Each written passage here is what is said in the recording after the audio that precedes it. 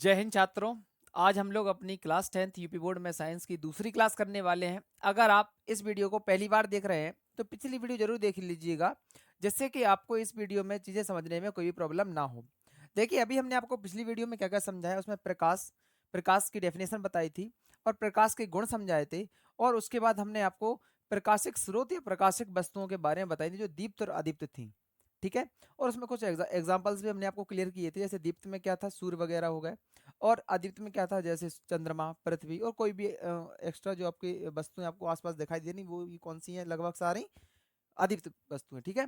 तो देखिए, इस वीडियो में क्या चालू करने वाले हैं। इस वीडियो में आज हम लोग पढ़ने वाले हैं माध्यम किसे कहते हैं, माध्यम के प्रकार। और इसके बाद पढ़ेंगे प्रकाश का परावर्तन। और फिर उसी में पढ़ेंगे हम लोग परावर्तन के नियम और फिर परावर्तन के प्रकार, वो हम समझा देंगे बहुत ही आसान भाषा में। ठीक है। और आप एक बात जरूर ध्यान रखिएगा, हमने आपको जैसा कि कल समझाया था कि नोट्स अपने साथ में रखिएगा। अगर अभी आप तक आपने नोट नहीं बनाए हैं तो अपने नोट्स कंप्लीट कर लीजिएगा, जैसा कि हमने कल आपको पिछली वीडियो में बताया है। तो आइए स्टार्ट करने वाले हैं। सबसे पहले हम लोग क्या, माध्यम। माध्यम माध्यम बहुत ही सिंपल चीज होती है क्या।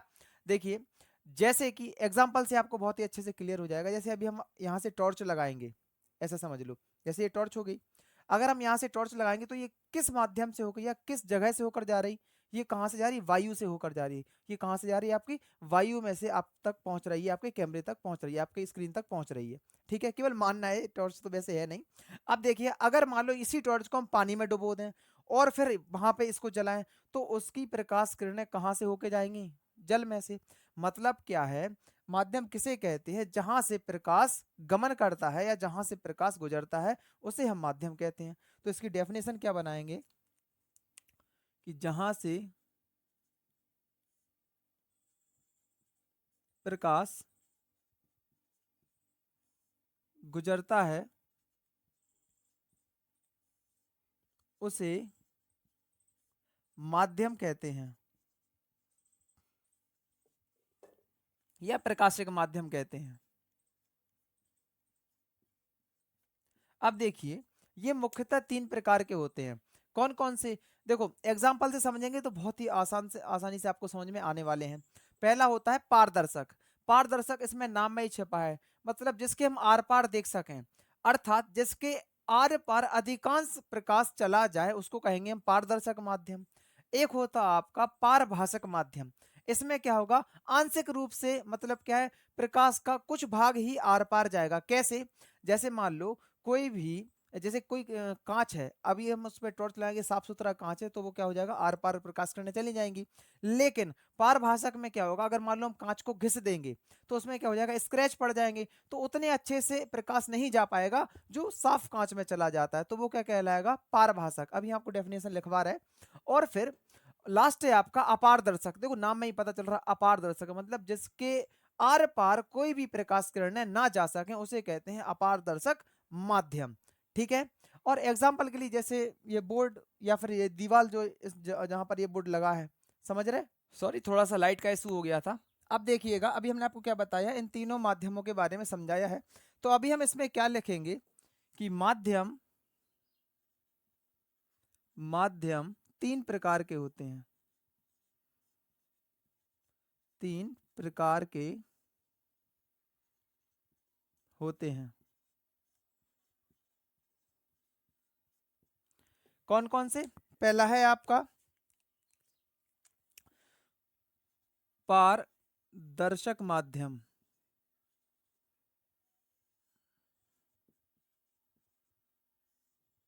कैसा है, ट्रांसपेरेंट।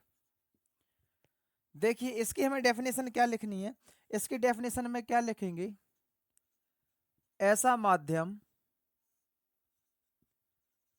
ऐसा माध्यम जिसमें प्रकाश किरणें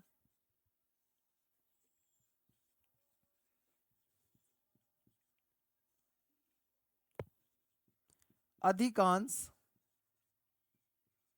गुजर जाती हैं या निकल जाती हैं, गुजर जाती हैं। पारदर्शक माध्यम कहलाता है।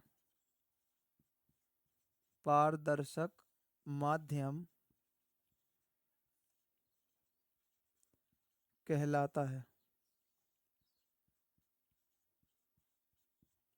समझ में आया? एग्जाम्पल में क्या लिखेंगे? एग्जाम्पल में लिखेंगे इसके हम लोग, जैसे स्वच्छ जल, स्वच्छ जल मतलब साफ सुथरा पानी, उसमें भी क्या होता है, अधिकांश प्रकाश किरणें आर पार हो जाती हैं, दिखाई देती हैं। अगला साफ कांच, साफ कांच, ठीक है, और आदि लिख दो, दो पर्याप्त है। अगला देखो, अगला है आपका पारभाषक, पारभाषक माध्यम।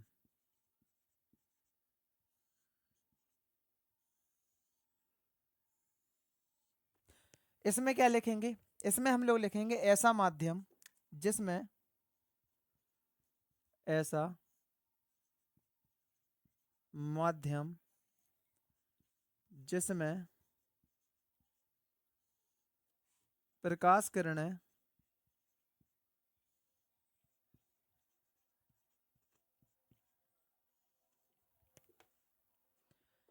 आंशिक रूप से गुजरती हैं,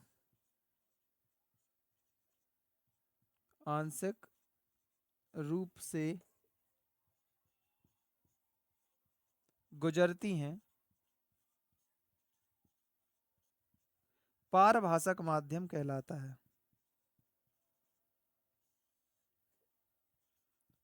माध्यम कहलाता है।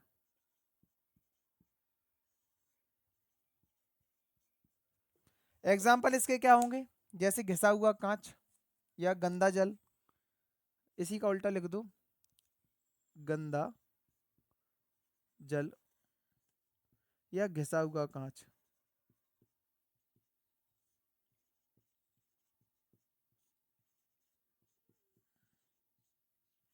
आदि, ठीक है।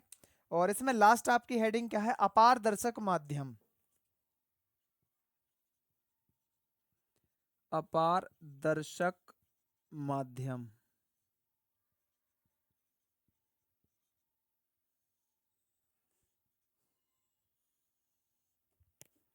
इसमें क्या लिखेंगे?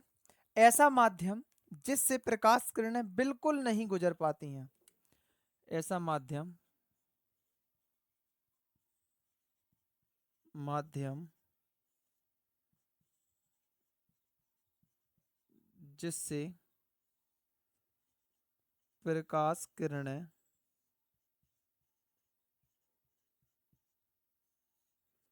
नहीं गुजर पाती हैं।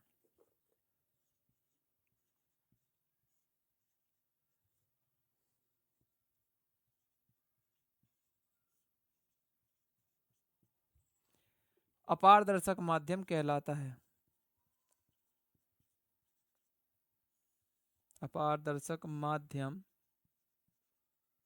कहलाता है।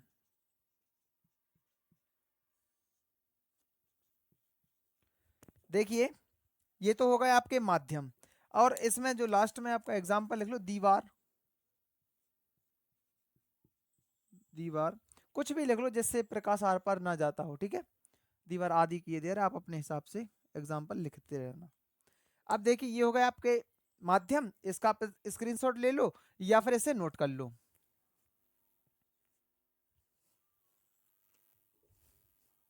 चलिए, अब हम लोग क्या समझेंगे? अब हम लोग समझने वाले हैं प्रकाश का परावर्तन, क्योंकि अभी उसमें माध्यम एक वर्ड आएगा, तो हमें अब आपको क्लियर नहीं करना पड़ेगा कि माध्यम एक्चुअली में होता क्या है, ठीक है। अब वो माध्यम, जैसा कि अभी हमने आपको क्या बताया, जहां से प्रकाश गुजरता है उसे माध्यम कहते हैं।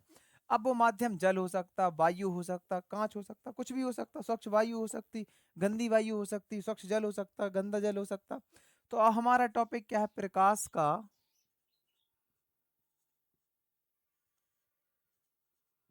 परावर्तन, रिफ्लेक्शन ऑफ लाइट।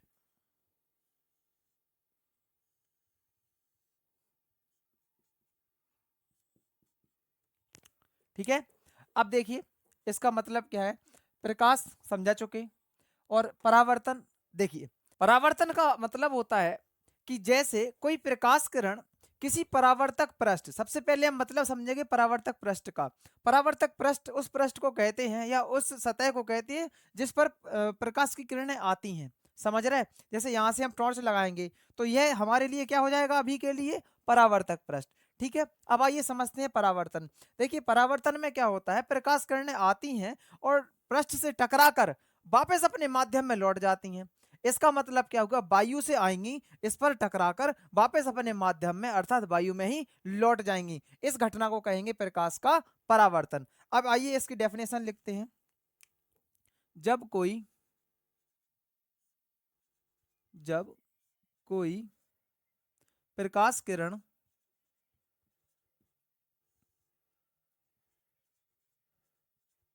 जब कोई प्रकाश किरण किसी समतल पृष्ठ, समतल लिखना हो तो लिख दो, डायरेक्ट पृष्ठ भी लिख सकते हैं, किसी समतल पृष्ठ से टकराकर अपने माध्यम में अपने माध्यम में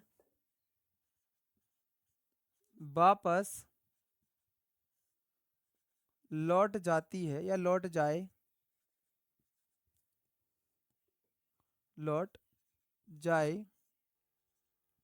इस घटना को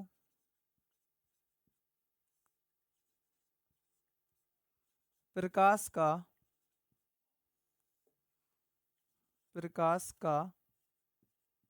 परावर्तन कहते हैं। परावर्तन, इसे हम थोड़ा सा रेड पेन से लिख दे रहा है, थोड़ा अट्रैक्शन बढ़ेगा आप लोगों का, समझ रहे। तो देखिए इस घटना को प्रकाश का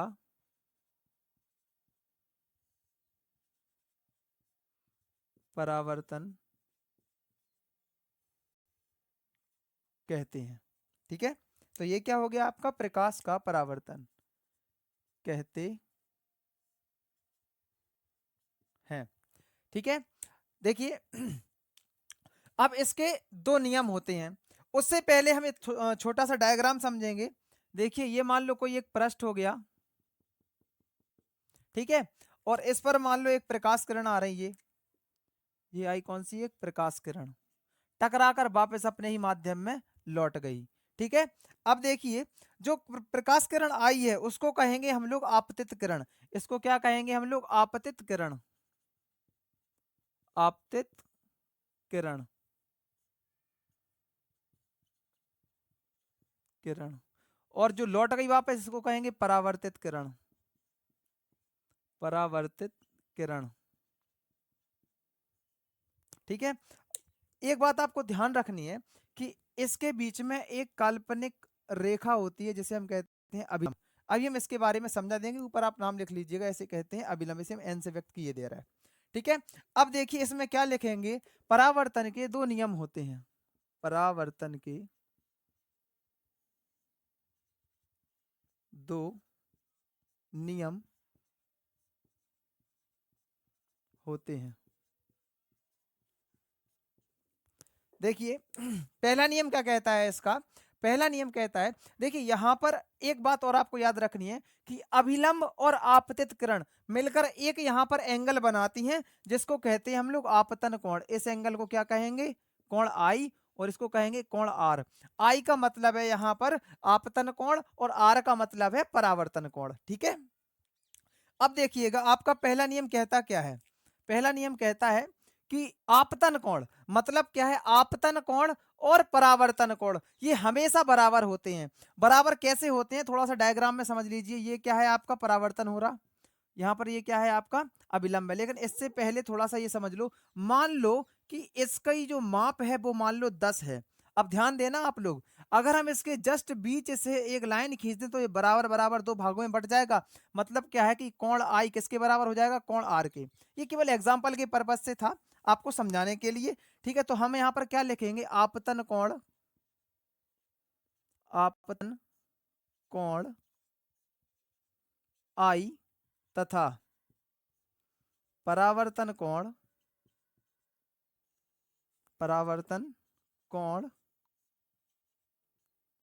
आर सदैव बराबर होते हैं, सदैव बराबर होते हैं। ठीक है, ये हो गया आपका पहला नियम। अब देखिए दूसरा नियम क्या कहता है, इसमें छोटा सा एक रूल लिख लो। क्या आपतन कोण क्या था इसमें, कोण आई और बराबर किसके था, कोण आर के। ठीक है, ये आपका रूल हो गया। अब देखिए हमारा अगला रूल क्या है कि आपतित किरण, परावर्तित किरण और अभिलंब तीनों एक ही तल में होते हैं। ये क्या है, एक ही तल तो है, तो यहां पर क्या लिखेंगे, आपतित किरण, आपतित किरण एवं परावर्तित किरण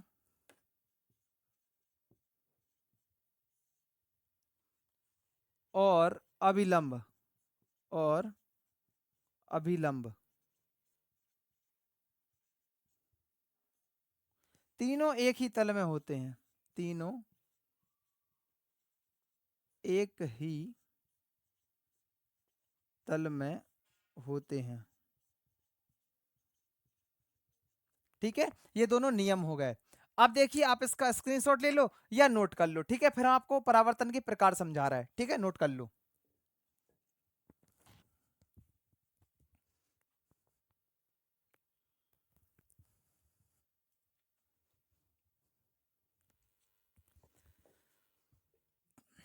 चलिए देखिए, हमको क्या करना है, हम आपको केवल परावर्तन के प्रकार समझा रहे हैं, लिखना आपको ही है, क्योंकि थोड़ा बहुत आप लिखना तो सीखो कि कैसे चीजें लिखी जाती हैं। ठीक है, तो ये छोटी छोटी जो चीजें बीच में होंगी वो आपको हम केवल समझा देंगे।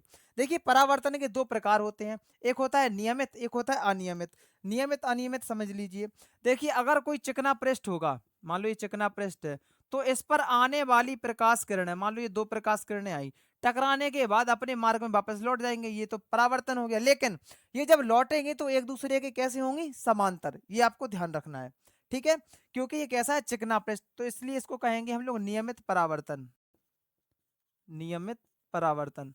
देखिए इसके नाम में ही पता चल रहा है नियमित, मतलब एक नियम से चलता है कि समांतर रहना है आपको। ठीक है, और इसमें क्या होगा, इसमें रहेगा आपका खुरदरा पृष्ठ, और खुरदरे पृष्ठ पर क्या होगा, प्रकाश किरणें आएंगी तो, लेकिन वो अपने क्या होगी, समांतर नहीं होंगी, उल्टी सीधी दिशा, मतलब किसी भी दिशा में वो चली जाएंगी। मान लो ऐसे चली गई, एक ऐसे चली गई, समझ रहे हैं? मतलब क्या है, एक समान दिशा में नहीं जाएंगी, अनेक मतलब विभिन्न दिशाओं में बट जाएंगे। ठीक है, वो कौन सा होगा आपका, अनियमित परावर्तन, अनियमित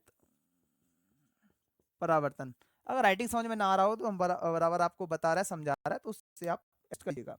ठीक है, तो ये आपके आज के टॉपिक हो गए। मिलते ही कल ऐसे ही मजेदार टॉपिक के साथ, तब तक के लिए जय हिंद जय भारत। और ऐसे ही इंपॉर्टेंट टॉपिक चैप्टर्स के लिए हमारे चैनल को सब्सक्राइब जरूर कीजिएगा, जिससे कि आपको यूपी बोर्ड में टॉप स्कोर करने में कोई प्रॉब्लम ना आए। ठीक है, तो फिर जय हिंद जय भारत।